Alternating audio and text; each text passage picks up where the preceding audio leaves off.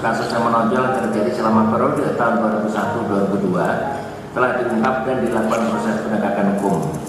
Dan di masa pandemi COVID-19 ini, Polda Aceh juga bersama dinas terkait ikut berperan dalam penanganan pandemi serta mendukung percepatan program vaksinasi nasional di seluruh wilayah Aceh. Alhamdulillah wa syukurillah, kita disehatkan Allah, bisa bekerja, berkarya sesuai dengan tugas dan fungsi kita masing-masing, dan kita hari ini dipertemukan Allah dalam rangka kunjungan spesifik Komisi 3 DPR RI dalam rangka menerima masukan terkait dengan saat ini Komisi 3 sedang membahas rancangan undang-undang narkotika.